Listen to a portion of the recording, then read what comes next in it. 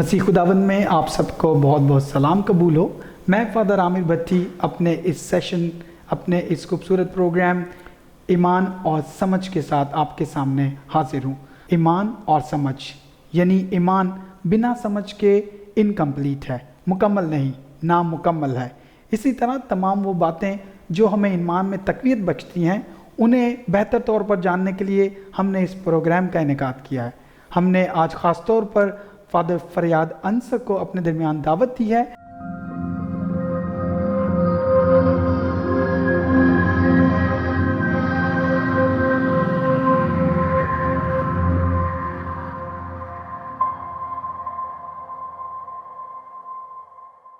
سب سے پہلے ہم جاننا چاہیں گے کیا ایسی وجہ رہی کہ آپ نے یہ ٹاپک چوائس کیا اپنے؟ Thank you very much father Aamir, آپ نے یہ پلیٹ فارم دیا، مجھے بلایا تاکہ ہم اپنے مومنین کی موجودہ حالات میں ان کے ایمان کے حوالے سے رہنمائی کر سکیں۔ ہم دیکھتے ہیں کہ دنیا کے کچھ حالات اس طرح کے بنے ہوئے ہیں، ہر کوئی خوف کی فضا میں ہے، ہر کوئی جو ہے وہ ڈرا ہوا ہے اس بیماری سے، اس وبا سے، اور ساری حکومتیں اور سب لوگ بھی اپنی اپنی جگہ پر کوشش کر رہے ہیں کہ وہ خود کو بچا سکیں۔ تو اکثر مومنین خیال کرتے ہیں، گمان کرتے ہیں کہ پتہ نہیں شاید خدا ہم سے ناراض ہے، پتہ نہیں شاید خدا ہم پر غصے ہے، دنیا شاید خدا کو ترک کر چکی ہے، اس لیے خدا ہم پر یہ وبا بھیجتا ہے، ہم پر یہ قہر بھیجتا ہے۔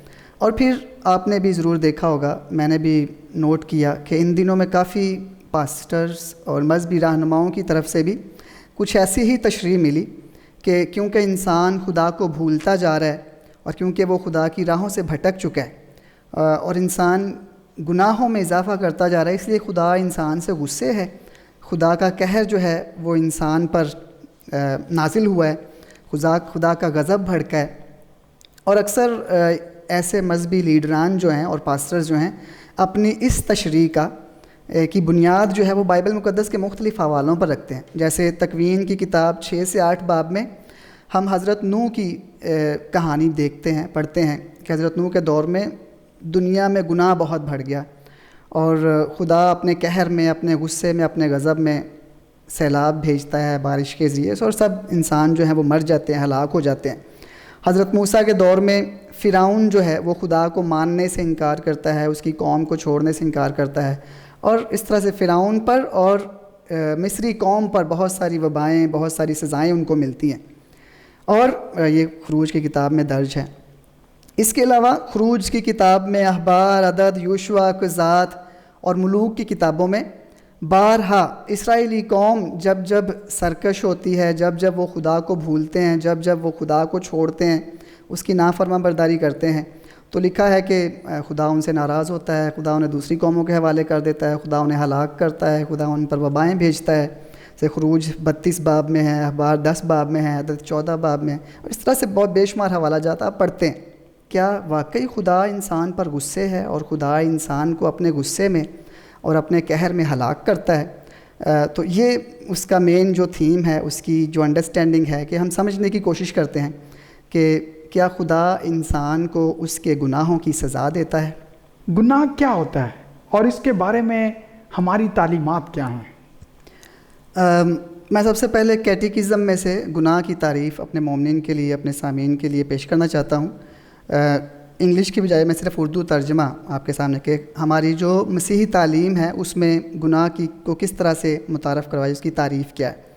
تو گناہ عقل، سچائی اور درست ضمیر کے خلاف غیر شرعی عمل ہے، اور یہ خدا اور ہمسائے کے لیے حقیقی محبت میں ناکامی ہے جو کسی خاص چیزوں یا باتوں کے ساتھ کجر و نسبت کی وجہ سے وقوع پذیر ہوتی ہیں۔ یہ انسان کی فطرت کو، یعنی گناہ جو ہے وہ انسان کی فطرت کو اور انسانی یکجہتی کو ٹھیس پہنچاتا ہے۔ اب میں تھوڑا سا بائبل مقدس میں سے گناہ کے بارے میں بات چیت کرنا چاہوں گا کہ ہمیں بائبل مقدس میں گناہ کی کیا سمجھ حاصل ہوتی ہے۔ بائبل مقدس میں جو زیادہ تر لفظ استعمال ہوتا ہے گناہ کے لیے یونانی زبان میں، وہ ہمرتیا، یہ ناؤن ہے، یہ اسم ہے۔ ہمرتیا کا مطلب گناہ، اور ہمرتانو گناہ کرنا، یہ دونوں جو یونانی زبان کے لفظ ہیں ان کے لغوی معنی جو ہیں وہ نشانہ خطا ہونے کے ہیں. جیسے ایک تیر انداز ہے، تو جب وہ کسی خاص نشانے پر تیر لگاتا ہے یا نشانہ لگانا چاہتا ہے، لیکن جو اس کا ٹارگٹ ہے وہاں پر نشانہ نہ لگے بلکہ نشانہ خطا ہو جائے اور کہیں اور لگ جائے. تو ہمرتیہ وہ عمل ہے جب آپ ایک خاص عمل یا خاص کام کرنا چاہتے ہیں لیکن وہ نہ ہو جائے، یعنی جو واجب ہے وہ نہ ہو بلکہ کچھ اور ہو جائے، اور یہ جو فعل ہے یہ ہمرتانو ہے. تو جو کرنا واجب ہے وہ نہ کریں بلکہ اس کے برعکس کچھ اور کر پائیں. پرانے عہد نامے میں گناہ سے مراد وہ سب کچھ ہے جو الہیاتی اور قانونی طور پر ایک طے شدہ ضابطے کے برعکس ہے. تو خدا کے کچھ قوانین ہیں، خدا کے کچھ احکامات ہیں، اس کی کچھ قضائیں ہیں. تو جو طے شدہ ضابطے ہیں خدا کے، ان کے برعکس کچھ کرنا گناہ ہے. اور اس لیے ہر وہ چیز گناہ کہلائے گا جو خدا کے حکم کے ساتھ مطابقت نہیں رکھتا. یعنی انسان جب وہ نہ کر پائے جو خدا نے ہدایت کی ہے بلکہ اس کے برعکس اس سے مختلف کچھ کرے تو وہ گناہ ہے. گناہ کی ایک خوبصورت مثال ایک جملے میں اس طرح سے بیان کرنا چاہوں گا کہ خدا کے پیدا کیے ہوئے ضبط میں خرابی یا بدنظمی پیدا کرنا گناہ ہے. وہ آرڈر، وہ ضبط جو خدا نے پیدا کیا ہے اس کو خراب کرنا، اس میں بدنظمی، اس کے برعکس کچھ کرنا، وہ گناہ ہے. اور کیٹیکزم، مسیحی تعلیم، کیتھولک کلیسیائی کیٹیکزم کی کتاب میں نمبر 1853 میں ہمیں بتایا جاتا ہے کہ ہم خدا کے قوانین کے خلاف جاتے ہیں اپنے خیالات میں، اپنی باتوں میں، اپنے کاموں میں اور غفلت میں. تو گناہ ہوگا سوچ میں، گناہ ہوگا خیالات میں، اپنے الفاظ میں، اپنے اعمال میں اور غفلت میں.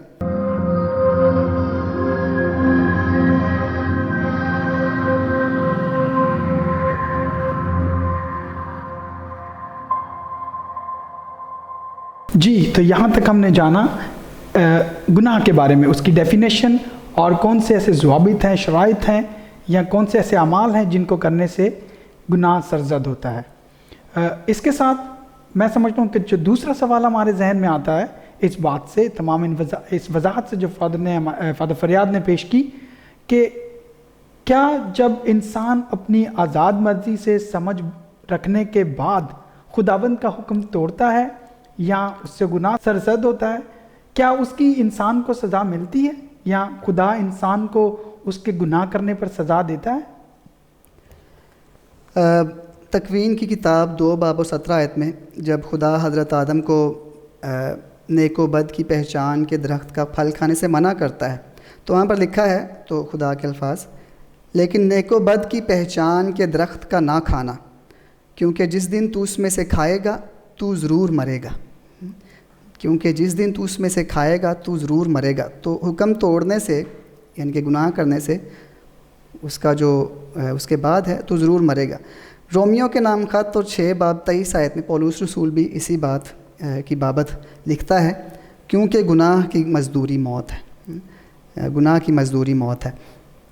تو اگرچہ یہاں پر میں توجہ لینا چاہتا ہوں کہ سامعین ذرا دھیان سے سنیں کہ اگرچہ خدا نے کہا کہ تم ضرور مرو گے، لیکن منع کیے ہوئے پھل کے کھانے کے باوجود آدم مرتا نہیں ہے، بلکہ تکوین کی کتاب میں 5 باب اور 5 آیت میں آدم کی عمر 930 برس بتائی گئی ہے. تو پھل کھانے کے باوجود یا پھل کھانے کے بعد بھی، حکم توڑنے کے بعد بھی اس کی زندگی جاری رہتی ہے. تو یہاں پر یہ بات سمجھنے کی ضرورت ہے کہ اگر گناہ کے باوجود آدم اور حوا زندہ رہتے ہیں تو غالباً یہ الفاظ تو ضرور مرے گا، اس سے مراد اولاً پہلے جو ہے وہ جسمانی یا فزیکل موت نہیں بلکہ اس کے مفہوم کچھ اور ہو سکتے ہیں. تو ہم دیکھتے ہیں کہ گناہ کے بعد آدم اور حوا کے ساتھ کیا ہوتا ہے.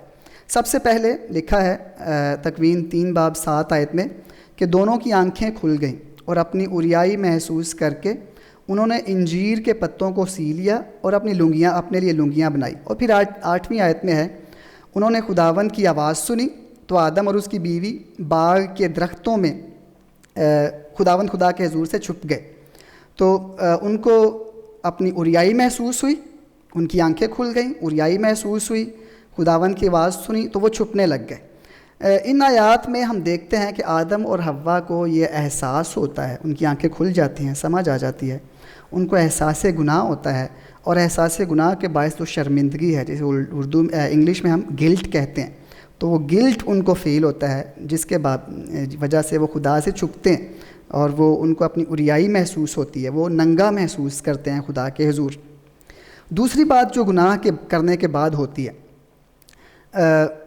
ان دونوں کو باغ عدن چھوڑنا پڑتا ہے۔ آدم اور حوا کو گناہ کے بعد باغ عدن چھوڑنا پڑتا ہے، اور آدم سے کہا جاتا ہے کہ تو مشقت کر کے، کھیتی کر کے اپنی روٹی کھائے گا، اور حوا سے کہا جاتا ہے کہ تو درد کے ساتھ اپنے بچے جنے گی۔ تو درد اور مشقت یہ دونوں ان کا جو ہے وہ مقدر بن جاتے، تو یہ بھی گناہ کے بعد، تو ایک شرمندگی، ایک درد اور ایک مشقت۔ تیسری بات جو سب سے اہم ہے گناہ کرنے کے بعد، وہ ہے خدا سے تعلق ٹوٹنا۔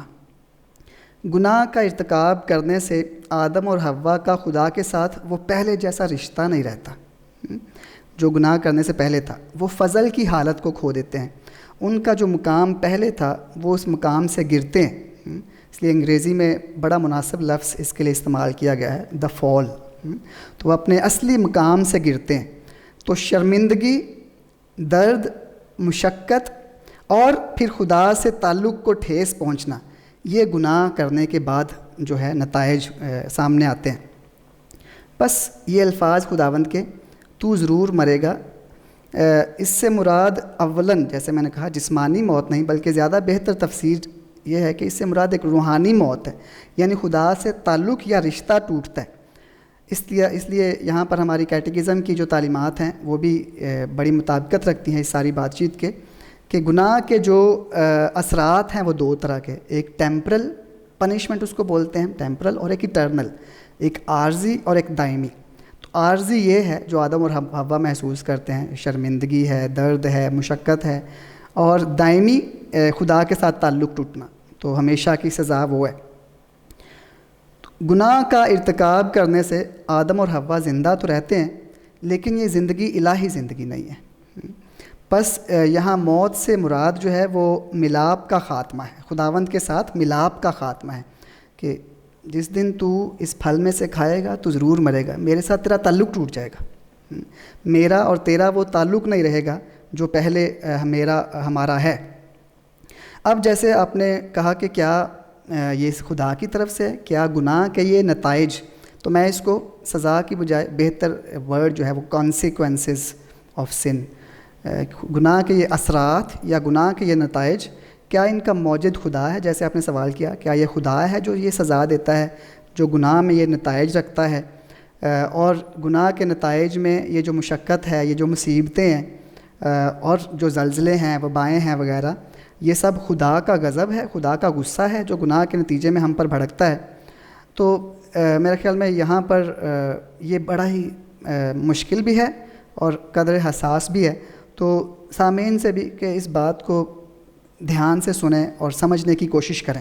تخلیق کائنات کے بیان میں جو خدا نے ساری کائنات کو پیدا کیا، اس میں وبا، دکھ، بیماریاں، مصیبتیں، ان کا کہیں پر بھی، اور ہلاکت، ان کا کہیں پر بھی ذکر نہیں ہے، بلکہ تخلیق کائنات کے بیان میں ہم دیکھتے ہیں کہ خدا سب کچھ اچھا اور اچھائی کے لیے پیدا کرتا ہے۔ تو کہیں پر بھی یہ نہیں ہے کہ خدا نے دکھ پیدا کیے، خدا نے بیماریاں پیدا کی، یا خدا نے ہلاکت یا وبائیں یا زلزلے۔ خدا سب کچھ ایک ترتیب اور ضبط اور انسان کی بھلائی کے لیے پیدا کرتا ہے، اور دکھ اور موت جو ہیں یہ خدا کے پیدا کیے ہوئے نہیں ہیں، دکھ اور موت خدا کے پیدا کیے ہوئے نہیں ہیں۔ تو ہم دیکھتے ہیں تکوین 1:31 آیت میں خدا، بلکہ پورے پہلے باب میں خدا جو بھی پیدا کرتا ہے خدا کہتا ہے اچھا ہے، اچھا ہے، اور آخر میں بہت اچھا ہے۔ تو وہ جو پیدا کرتا ہے وہ بہت اچھا ہے، اور خدا انسان کو یہ ذمہ داری دیتا ہے، یہ سعادت اور اختیار دیتا ہے کہ وہ خدا کی پیدا کی گئی کائنات کی دیکھ بھال کرے، اس کی نگہبانی کرے۔ تکوین کی کتاب 2:15 آیت میں ہے۔ اور پھر انسان سے یہ توقع کی جاتی ہے کہ انسان اس کائنات کے ضبط کو، اس کی خوبصورتی کو، اس کی اچھائی کو برقرار بھی رکھے، اور اگر اس ضبط میں اور اس خوبصورتی میں کوئی خلل پیدا ہوگا تو یا اگر انسان خدا کے طے شدہ ضوابط کی خلاف ورزی کرے گا تو یوں پہلی دفعہ موت کا اور مرنے کا ذکر ہے. یعنی خدا نے ایک ضبط سب کچھ ایک ترتیب میں پیدا کیا ہے, ایک ضبط میں پیدا کیا ہے, لیکن خدا بتاتا ہے کہ اگر تم اس ضبط کو خراب کرو گے, جس دن تو اس کا پھل کھائے گا تو ضرور مرے گا. اگر تم اس ضبط میں خرابی پیدا کرو گے تو تم ضرور مرو گے. اس لیے اگر انسان بے ترتیبی, بد نظمی اور بے راہروی کا انتخاب کرتا ہے تو دکھ اور موت اس کا بکھرا ہوگا. تو خدا تو پیدا نہیں کرتا, لیکن اگر انسان گناہ کا چناؤ کرتا ہے, بے ترتیبی اور بد نظمی کا چناؤ کرتا ہے, تو پھر دکھ اور موت اس کا مقدر ہوں گے. ہم تکوین 2:17 آیت کو کچھ اس طرح سے بہتر سمجھ سکتے ہیں. تو میں اس کو ریوائز کر رہا ہوں, اس آیت کو 2:17 آیت کو. لیکن نیک و بد کی پہچان کے درخت کا نہ کھانا, کیونکہ جس دن تو اس کا کھائے گا نتیجتاً مرے گا. جس دن تو اس کا کھائے گا, یعنی جس دن تو یہ ضبط توڑے گا, خلاف ورزی کرے گا, نتیجے کے طور پر تو مرے گا. تو خدا کی باتوں کو ترک کرنے کے نتیجے میں دکھ اور موت انسان کا مقدر بنتے ہیں. تو یہ گناہ کے نتائج ہیں. پس خدا تو موت اور دکھوں کو پیدا نہیں کرتا, مگر گناہ اپنے اندر اپنی سزا سموئے ہوئے. sin carries its punishment within itself. تو خدا اور اس کی باتوں کو ترک کرنا گناہ ہے, اور گناہ کا ارتکاب دراصل بذات خود ایک سزا ہے. میں اس کو ایک دو تشبیہات دے کر بیان کرنا چاہوں گا. مثال کے طور پر, اگر میں اپنی آزاد مرضی کے ساتھ کیچڑ میں چلنے کا انتخاب کروں, مجھے پتہ ہے کیچڑ میں چلنے سے میرے کپڑوں پر چھینٹے پڑیں گے, میں گر سکتا ہوں, لیکن پھر بھی میں اس کا انتخاب کروں, تو اس کا ذمہ دار میں خود ہوں, کیونکہ مجھے علم ہے اس کے بارے میں. اور اگر میں اس میں سے چلتا ہوں کیچڑ میں, حالانکہ میرے پاس آپشن ہے کہ میں خشک زمین پر چلوں, لیکن میں کیچڑ میں چلتا ہوں تو میرے کپڑوں پر چھینٹے پڑیں گی اور میں گر سکتا ہوں. تو گناہ کا بھی انتخاب کچھ اسی طرح سے ہے. تو سب کچھ جانکاری رکھنے کے باوجود اگر ہم گناہ کا انتخاب کرتے ہیں تو اس کے ساتھ منسلک کچھ نتائج ہیں. تو اس لیے خدا پر شکوہ کرنا جو ہے وہ غیر منطقی ہے. انسان جانکاری کے ساتھ جب منفی رویے کو اور منفی رستوں کا چناؤ کرتا ہے تو اس کے نتیجے میں ملنے والی باتیں اور چیزیں جو ہیں, جو گناہ کے نتائج ہیں, جو اس کے اثرات ہیں, ان کا ذمہ دار پھر انسان بذات خود ہے. بس ہر وہ چیز جو منفی ہے, ہر وہ چیز جو ناپسندیدہ ہے, جو تکلیف دہ ہے, وہ خدا کی طرف سے نہیں ہے, وہ خدا کی مرضی نہیں ہے, وہ اس کا منصوبہ نہیں ہے, بلکہ انسان کی خدا سے بیگانگی کا نتیجہ ہے. تو خدا زندہ ہے, اس نے زندگی کو پیدا کیا اور وہ زندوں کا خدا ہے. دکھ اور موت جو ہیں یہ خدا کی مرضی اور منصوبے کا حصہ نہیں. جیسے حزقیال نبی کی معرفت, حزقیال نبی کی کتاب میں 18 باب اور 23 آیت میں خدا فرماتا ہے, کیا میری خوشی شریر کی موت میں ہے اور اس میں نہیں کہ وہ اپنی روش سے باز آ کر رجوع کر لے اور زندہ رہے. یعنی خدا ہماری موت میں خوش نہیں ہوتا, بلکہ اس کی مرضی اور اس کا منصوبہ ہماری زندگی ہے.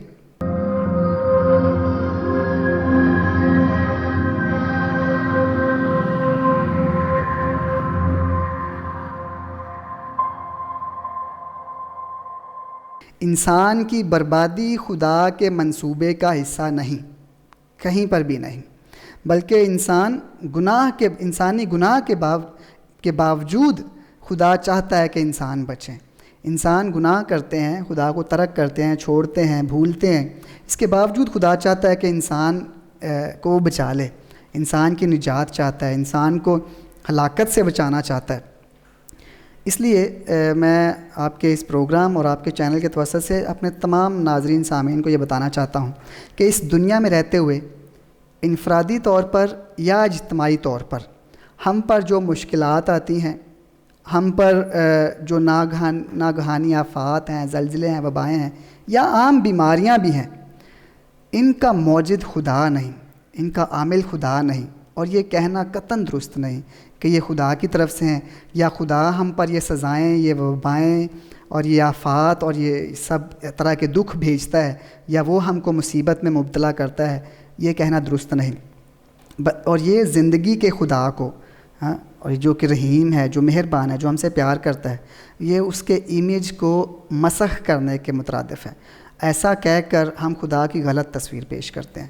اگر ہم کہیں کہ یہ وبا خدا ہم پر بھیجتا ہے، وہ ہمیں ہلاک کرتا ہے، ہم خدا کی تصویر کو غلط طرح سے پیش کرتے ہیں، کیونکہ خدا تو ہمیں پیار کرتا ہے، وہ رحیم ہے، وہ مہربان ہے، وہ ہماری زندگی چاہتا ہے، وہ ہماری نجات چاہتا ہے، اس کا منصوبہ ہماری زندگی ہے، ہماری بقا ہے۔ اس لیے یہ سارے دکھ، یہ ساری مشقتیں ان کا موجد، ان کا بنانے والا، ان کو بھیجنے والا خدا نہیں، یہ سب اس کی تخلیق اور اس کے منصوبے کا حصہ نہیں، بلکہ خدا تو انسان کی بقا اور اس کی زندگی کا خواہش مند ہے۔ تو زندگی ہی خدا کی فطرت اور پہچان ہے۔ اس لیے وہ تمام لوگ جو اس موجودہ حالات کو اس طرح سے تشریح کرتے ہیں کہ یہ خدا کی طرف سے ہم پر قہر ہے، خدا کی طرف سے ہم پر غضب ہے، خدا ہمیں سزا دے رہا ہے کرونا وائرس کی صورت میں، اور خدا ہمیں ہلاک کر رہا ہے کیونکہ ہم گنہ گار ہیں، میرے خیال میں وہ خدا کے حقیقی امیج کو مسخ کر رہے ہیں۔ ہمیں ایسی تشریحات پر کان نہیں دھرنا چاہیے، ہمیں بہت جو سب مومنین ہیں ایسی آوازوں پر توجہ نہ دیں۔ ہمارا خدا جو ہے وہ ہمیں زندگی کے لیے پیدا کرتا ہے، ہلاکت کے لیے نہیں۔ ہلاکت، وبائیں، بیماریاں، دکھ، یہ اس کی تخلیق کا حصہ نہیں ہے۔ یقیناً یہ وضاحت مجھے یہ سوال پوچھنے پر اکساتی ہے کہ اگر انسان کے دکھ اس کی اپنے چوائس کا نتیجہ ہے یا اس کے اپنے چناؤ کا نتیجہ ہے، تو موجودہ صورتحال کو یا موجودہ وبا کو ہم انسان کے کس رویے کا سبب ٹھہرا سکتے ہیں؟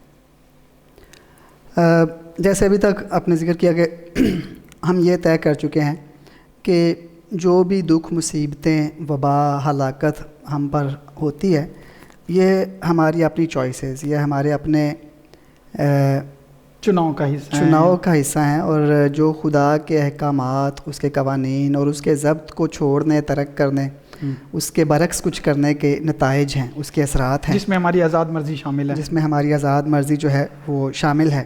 تو خدا ہماری ہلاکت، خدا ہمارا دکھ، خدا ہم پر وبائیں نہیں بھیجتا، یہ اس کی مرضی اور منصوبے کا حصہ نہیں ہے۔ ابھی جو میں بات کروں گا آپ کے سوال کے مطابق کہ یہ کرونا وائرس کی وبا ہے، تو یہ ہم پر واقع ہوئی ہے، بہت سارے لوگ جو ہیں وہ مر رہے ہیں، اور سب باقی لوگ خوف کی فضا میں ہیں، اور پوری دنیا میں آج 8 لاکھ سے زیادہ لوگ جو ہیں اس سے متاثر ہو چکے ہیں۔ تو انسان کے وہ کون سے ایسے رویے یا چوائسیز ہو سکتی ہیں جن کی وجہ سے یہ وبا ہم پر آئی ہے؟ اگر یہ خدا کی بھیجی نہیں ہے تو پھر یہ کیسے ہم پر واقع ہوئے؟ جو بات ابھی ہم کریں گے یہ کوئی ڈوگما نہیں ہے، یہ کوئی فائنل ورڈ نہیں ہے، لیکن یہ ایک پروپوزل ہے کہ غالباً اس وجہ سے ہم پر یہ واقع ہوئی۔ آپ کو یاد ہوگا چند ماہ پہلے روم میں ایمیزون سینیڈ کا انعقاد کیا گیا، تو اس میں بہت زیادہ جو بات چیت کی گئی اس حوالے سے کہ جو انسان ہے، ہم سب جو ہیں، ہماری بقا کرۂ ارض پر موجود باقی جانداروں کے ساتھ رہنے میں، تو یہ نہیں کہ اس زمین پر صرف ہم ہی رہ سکتے ہیں، بلکہ زمین پر جو باقی جاندار ہیں، جانور ہیں، ان کے ساتھ مل کر رہنا جو ہے اس میں ہماری بقا ہے، یعنی کہ نہ صرف جانور بلکہ نباتات بھی، پودے، درخت، ان سب کے ساتھ ہماری بقا جو ہے وہ ممکن ہے۔ تو ہماری بقا کو باقی جانداروں کی بقا سے جدا نہیں کیا جا سکتا۔ تو الہی منصوبے میں پھر سے میں کائنات کی تخلیق پر واپس جا رہا ہوں کہ خدا نے جب کائنات پیدا کی تو صرف انسان کے لیے پیدا نہیں کی، تو بالکل محض صرف اکیلے انسان کے لیے پیدا نہیں کی، بلکہ اس میں دیگر جاندار بھی ہیں، اس میں درخت ہیں، اس میں پودے ہیں، اس میں مچھلیاں ہیں، اس میں پرندے ہیں، اس میں جانور ہیں۔ تو یہ کائنات سب کے لیے، یہ کائنات خدا ہم سب کو دیتا ہے اور ہم سب اس میں حصے دار ہیں۔ یہ کائنات صرف ہمارے لیے نہیں ہے، اور ہماری بقا سب کے ساتھ ہی ممکن ہے۔ اس لیے دوسرے جانداروں کے ساتھ رہنے میں اور ان کے ساتھ شراکت میں یہی زندگی گزارنے کی بہترین پالیسی ہے۔ اور جیسے خدا نے جب پوری کائنات کو خلق کیا تو خدا خوشی اور تسلی کا اظہار کرتا ہے کہ سب کچھ بہت اچھا ہے۔ تو آج کلیسیا بھی ہماری رہنمائی اسی طرح سے کرتی ہے کہ دوسرے جانداروں، دوسرے جانوروں کے ساتھ کو ایگزسٹنس جو ہے یہ خدا کے منصوبے کا حصہ ہے۔ تو کائنات کی تخلیق میں ہی ہم دیکھتے ہیں کہ دوسرے جانوروں اور جانداروں کے ساتھ کو ایگزسٹنس، تو خود انسان کو دوسرے جانوروں اور دیگر حیات جو ہے، نباتات جو ہیں، ان کے ساتھ کو ایگزسٹنس کے ساتھ رہنا ہے۔ ایک صرف بات ایڈ کرنا چاہوں گا، بے شک انسان اس کائنات کا خاص حصہ ہے، لیکن انسان بائبل کے مطابق سب سے آخر میں بنایا گیا ہے، پہلے یہ چیزیں بنائی گئی ہیں، یعنی ان کی جو خاص ہونا ہے وہ ان کی تخلیق کو ظاہر کرتی ہے کہ پہلے وہ بنائی گئی ہیں جو ضروری ہیں بہت زیادہ۔ اور انسان کو اختیار بھی دیا جاتا ہے کہ وہ نگہبانی کرے، وہ غلبانی کرے، وہ اس فطرت کا، اس کائنات کا خیال رکھے۔ تو انسان کو یہ جیسے میں نے کہا کہ یہ اختیار اور سعادت اور ذمہ داری دی جاتی ہے کہ اس نے باقی حیوانات کا، باقی نباتات کا خیال رکھنا ہے۔ فطرت کے خلاف گناہ، سنز اگینسٹ نیچر، پاپا اعظم ان کا ذکر کرتے ہیں اور یہ تجویز پیش کرتے ہیں کہ ان گناہوں کو بھی کیٹیکزم کی کتاب کا حصہ بنایا جائے۔ اب ہم اکثر کبھی سوچا نہیں ہے اس بارے میں کہ بھی فطرت کے خلاف کیا گناہ ہو سکتے ہیں، نیچر کے خلاف کیا گناہ ہو سکتے ہیں۔ تو درختوں کا کاٹنا، جانوروں کا قتل کرنا، پرندوں اور جانوروں کا شکار کرنا، آلودگی کا پھیلاؤ، معاشی کرپشن، مارکیٹ میں جو بددیانتی ہے، غریبوں کا استحصال ہے، اسقاط حمل ہے، ہم جنس پرستی ہے، تشدد، نفرت اور جنگیں، یہ سب فطرت کے خلاف گناہ ہیں۔ یہ سب سنز اگینسٹ نیچر ہیں جس میں انسان خود غرض ہوتا ہے اور باقی جو کائنات ہے، باقی جو اس کے ساتھ انسان یا دوسرے جانور یا پرندے یا نباتات رہتے ہیں ان کا خیال نہیں رکھتا۔ تو انسان کی ہم دیکھتے ہیں، ہم اپنے گرد ہم اکثر بات چیت سنتے ہیں اس حوالے میں کہ انسان نے اپنی خود غرضی اور لالچ کی وجہ سے کتنے جنگلات کا صفایا کر دیا ہے، اور ہمارے دریاؤں اور سمندروں میں کتنا آلودہ پانی جو ہے بہایا جا چکا ہے، اور جس کی وجہ سے بہت ساری جو آبی حیات ہے وہ مر چکی ہے۔ یہاں تک کہ ہماری فیکٹریوں اور کارخانوں کا جو آلودہ پانی ہے اس کو زیر زمین پانی کے ساتھ ملا دیا گیا ہے، جس کی وجہ سے ہمارا جو پینے کا پانی ہے وہ بھی اب صاف نہیں رہا، پاکستان کے مختلف حصوں میں، دنیا کے مختلف حصوں میں بھی۔ تو اس طرح سے یہ جو فضائی آلودگی ہے ٹریفک کی وجہ سے یا کارخانوں کی وجہ سے، یہ بہت اتنی متاثر ہو چکی ہے، ہماری فضا متاثر ہو چکی ہے۔ بہت سارے پرندے ناپید ہو چکے ہیں، نایاب ہو چکے ہیں، ان کی نسلیں ختم ہو رہی ہیں، کچھ جانوروں کی نسلیں جو ہیں وہ ختم ہونے کو ہیں۔ اور پھر بہت سارے ممالک، بہت سارے جو امیر طبقات ہیں وہ ایسی پالیسیاں بناتے ہیں جو غریبوں اور غریب ممالک کے لیے ان کے لیے اور زیادہ بھوک اور افلاس کا سبب بنتی ہیں۔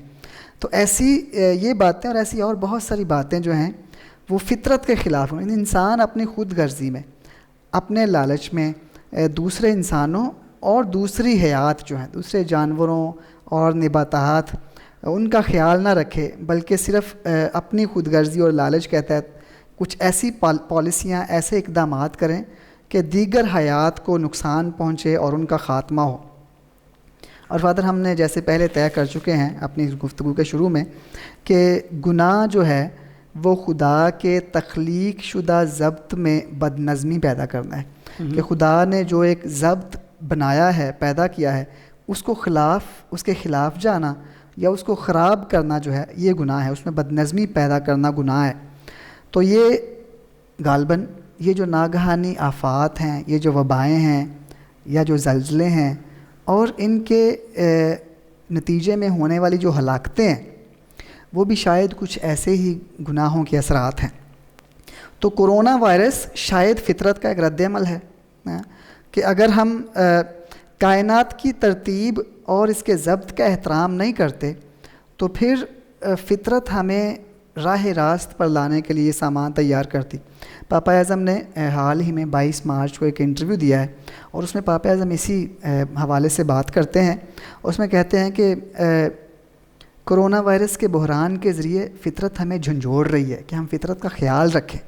پاپا اعظم کیا کہتے ہیں کہ کرونا وائرس کی وبا کے ذریعے سے فطرت ہمیں جھنجھوڑ رہی ہے کہ ہم فطرت کا خیال رکھیں، فطرت کو برباد نہ کریں بلکہ فطرت کا خیال رکھیں۔ اور پھر پاپا اعظم مزید فرماتے ہیں کہ خدا ہمیں ہمیشہ معاف کرتا ہے اور ہم بھی اکثر ایک دوسرے کو معاف کرتے ہیں، لیکن فطرت ہمیں کبھی معاف نہیں کرتی۔ اگر ہم فطرت کو نقصان پہنچاتے ہیں، اگر ہم فطرت کا احترام نہیں کرتے تو فطرت ہمیں تباہ کر دے گی۔ تو یہ ایک تجویز ہے، ایک پروپوزل ہے، ایک اسیسمنٹ ہے کہ غالباً یہ وبا اور جو ایسی ناگہانی آفات ہم پر آتی ہیں شاید یہ فطرت کا ہی ایک رد عمل ہے، ہماری ان چوائسز کے نتائج ہیں، جو ہمارے ان چناؤ، ان باتوں، ان کاموں، ان پالیسیوں کے نتائج اور اثرات ہیں جو ہم فطرت کے خلاف اپناتے ہیں۔ ہم ایسے کام کرتے ہیں جس میں ہم دوسرے انسانوں اور دوسرے جو جاندار ہیں ان کی حیات کی پرواہ نہیں کرتے، تو شاید یہ اس کا ایک نتیجہ ہے، اس کا ایک رد عمل ہے۔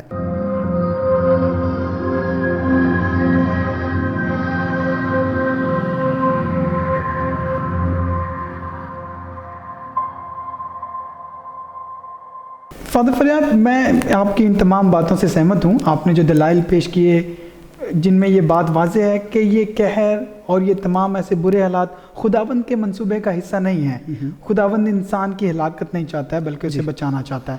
تو بائبل مقدس میں تمام مرقوم ایسے حوالہ جات یا ایسے دلائل جو مختلف علماء پیش کرتے ہیں کہ فلاں وبا کا سبب خداوند ہے یا خدا کے مرضی سے ہوا ہے یا خدا کے منصوبے کا حصہ ہے، جیسے مصریوں کی آفات، ان پر جو آفات نازل ہوئی، یا نوح کے زمانے میں جو طوفان آیا، اس طرح سے اور بہت سارے ایسے ہمیں حوالہ جات ملتے ہیں جن میں مثلاً ہمیں یہ نظر آتا ہے کہ یہاں یہ ایسے پیش کیا جاتا ہے کہ خدا کے حوالے سے ہے، اور یعنی خدا جنگیں بھی لڑتا رہا دوسروں کو ہلاک کرنے کے لیے تاکہ اسرائیل جیتے۔ ان کے بارے میں آپ کیا کہنا چاہیں گے؟ یہ بہت ہی اچھا سوال فادر عامر، اور میرے خیال میں کیونکہ انہی حوالہ جات کی بنیاد پر جو دیگر پاسٹرز یا مذہبی لیڈران جو ہیں وہ یہ دلیل پیش کرتے ہیں کہ کرونا وائرس خدا کا قہر ہے، کیونکہ بائبل مقدس میں ہمیں ایسے حوالہ جات ملتے ہیں جہاں پر خدا وبائیں بھیجتا ہے یا خدا مختلف آفات کے ذریعے سے، مکاشفہ میں 7 آفات، جی مختلف آفات کے ذریعے سے خدا انسانوں کو ہلاک کرتا ہے۔ جیسے حضرت نوح کی مثال ہے اس کے دور میں، یا مصری قوم ہمارے سامنے بڑی مثال ہے، خدا ان پر آفتیں بھیجتا ہے، خدا ان کو سمندر میں غرق کرتا ہے، اسرائیلی قوم کو بارہا خدا ان کو مارتا ہے مختلف ریزنز کی وجہ سے۔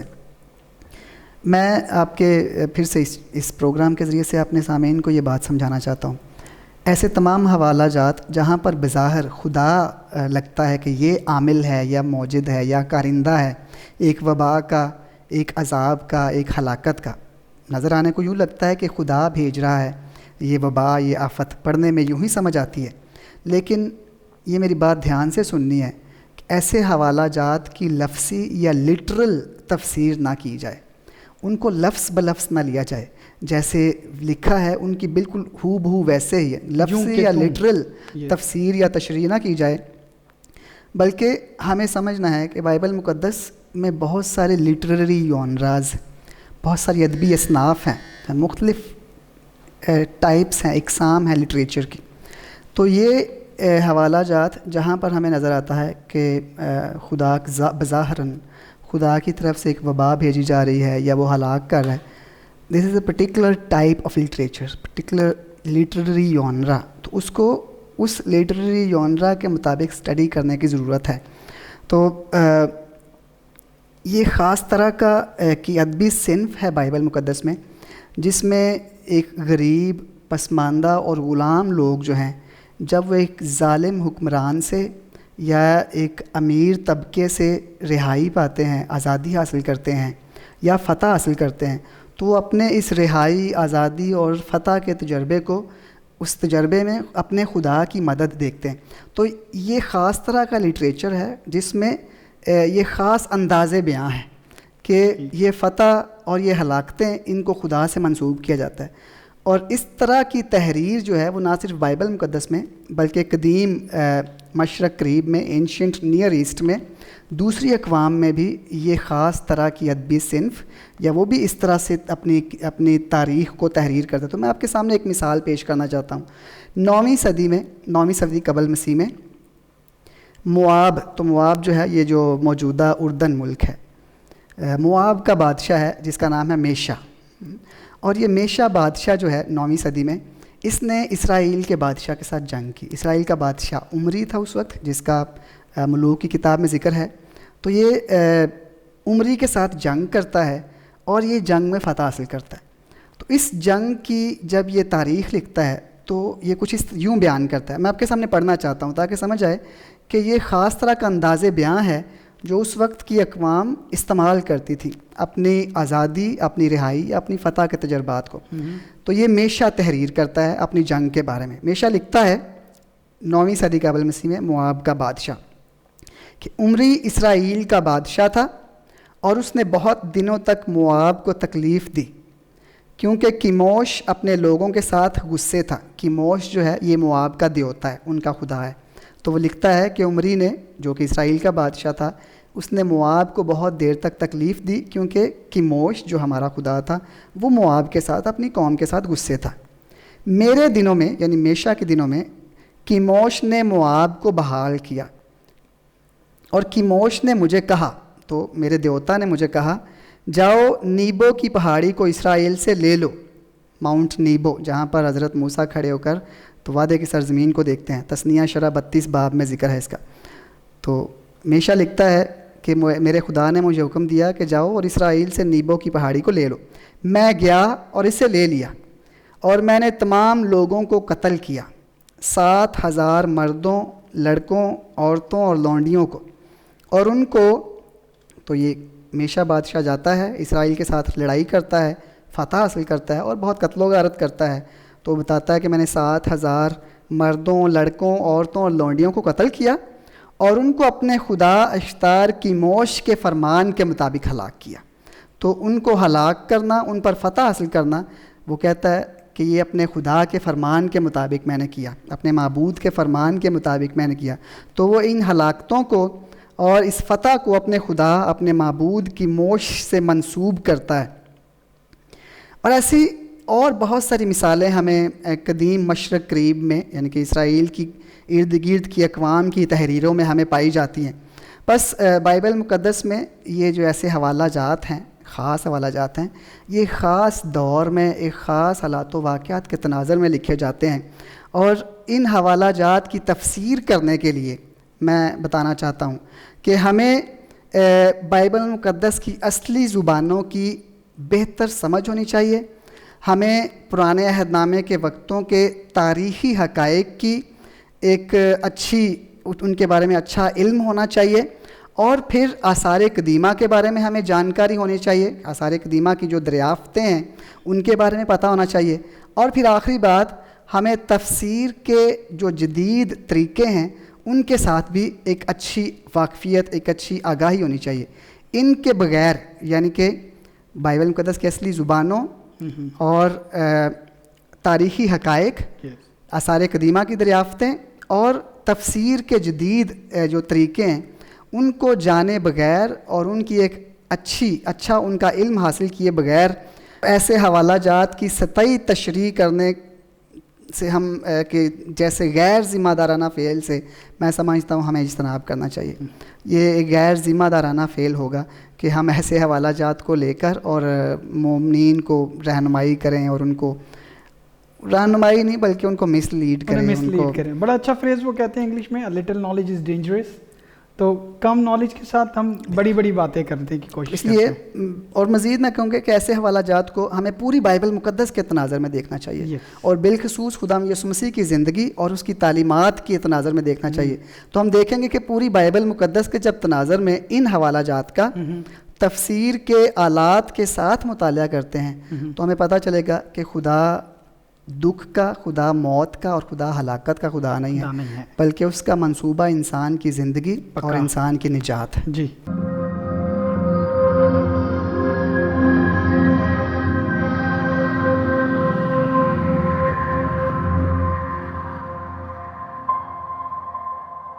آخری اور خاص بات جو میں پوچھنا چاہوں گا، جو میرا سوال ہے، خاص عام سوال ہے لیکن میں سمجھتا ہوں کہ بہت خاص معنی رکھتا ہے جی. کہ ان تمام صورتحال میں جب کرونا وائرس پوری دنیا میں چھایا ہوا ہے اور اس کے بہت سارے ایسے اثرات ہیں، اور ان تمام حقائق کو سامنے رکھتے ہوئے خدا کا کردار کیا ہے؟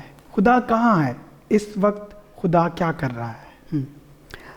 یہ میں سمجھتا ہوں کہ ایک ایسا سوال ہے جو ہر مومن کے، ہر ایماندار کے دل میں ہونا چاہیے کہ ان حالات میں ہمارا خدا کدھر ہے، اس کا کیا کردار ہے، ہم اس کو کہاں دیکھتے ہیں. کہ اگرچہ یہ خدا کی بھیجی ہوئی وبا نہیں ہے، یہ اس کا غضب، اس کا قہر نہیں ہے، لیکن ویئر از گاڈ دین، وہ کیا کر رہا ہے؟ میں اس کے لیے دو مثالیں پیش کرنا چاہوں گا. ایک تو ایوب کی کتاب کی مثال. تو پہلے میں ایوب کی کتاب کے بارے میں بات کرتا ہوں. ایوب کی راست بازی کی بابت جو ایوب کی کتاب کا لکھاری ہے وہ بھی کہتا ہے 1 آیت میں کہ ایوب راست باز ہے. ایوب بذات خود کہتا ہے کہ میں بے گناہ ہوں، میں نے کوئی گناہ نہیں کیا، میں خدا کے حضور معصوم ہوں، مجھ سے کوئی خطا نہیں ہوئی، جیسے 6:30 آیت، 9:15 آیت میں. اور خدا بھی اس بات کا اقرار کرتا ہے کہ ایوب راست باز ہے اور اس جیسا زمین پر کوئی نہیں، وہ بے قصور ہے. 1:8 آیت میں، 2:3 آیت میں، اور 42:7 سے 8 آیت میں بھی. لیکن اس کے باوجود وہ دکھوں میں مبتلا ہوتا ہے. وہ راست باز ہے لیکن اس پر دکھ آتے ہیں. غیر متوقع طور پر اس کی اولاد مر جاتی ہے، اس کی فصلیں تباہ ہو جاتے ہیں، اس کے مال مویشی سب ختم ہو جاتے ہیں. اور ایوب بذات خود وہ مہلک پھوڑوں کی وبا کی بیماری میں مبتلا ہو جاتا ہے.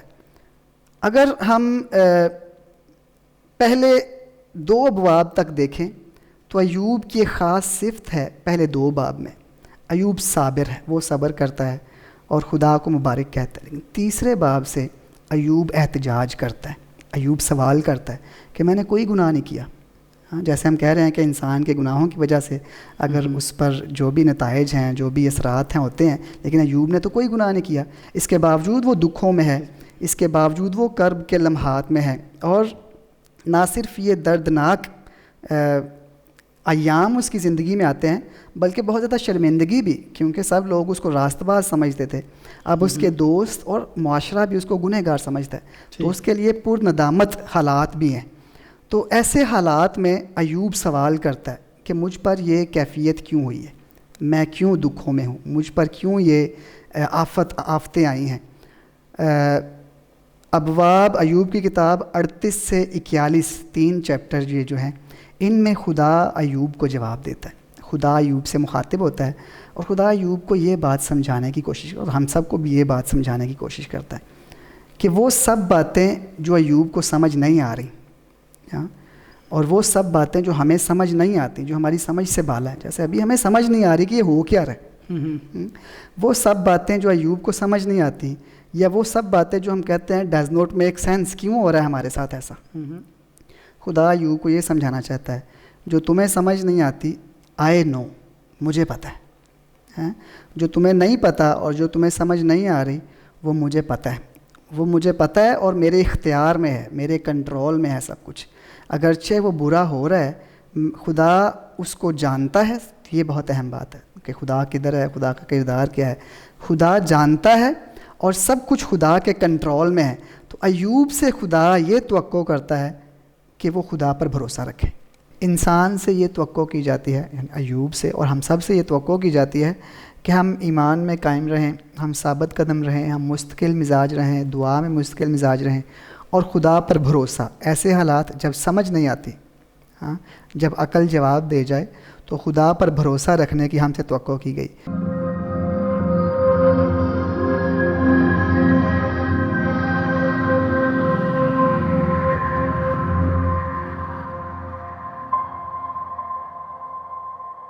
اور آپ کی تمام ان باتوں کو جاننے کے بعد میں بھی یہ جان سکتا ہوں کہ ہمارے تمام دیکھنے والے جو اس وقت ہمیں دیکھ رہے ہیں اور سن رہے ہیں، وہ بھی ان تمام باتوں سے متفق ہوئے ہیں کہ اس میں وہ تمام باتیں چھپی تھی جس میں ہم یہ جان سکتے ہیں کہ خدا ہمارے ساتھ ہے، خدا ہمارا بھلا چاہتا ہے اور کبھی بھی انسانیت کو غرق کرنا نہیں چاہتا، بلکہ وہ ہمیں پیار کرتا ہے اور ہمیں زندگی دینا چاہتا ہے اور ہمارے ساتھ رہنا چاہتا ہے. ان تمام باتوں کو جاننے کے بعد ہم اجازت چاہیں گے فادر فریاد آپ سے. آپ کی تشریف آوری کا بہت بہت شکریہ، اور آپ تمام لوگوں سے بھی جو اس وقت ہمیں دیکھ رہے ہیں، پلیز دیکھتے رہیے اور تمام ان حقائق کو جاننے کے لیے جو ہمیں ایمان میں تقویت بخشتے ہیں، ہمارے اس سیگمنٹ کو ایمان اور سمجھ، only on good news Catholic T V, زمین سے آسمان تک.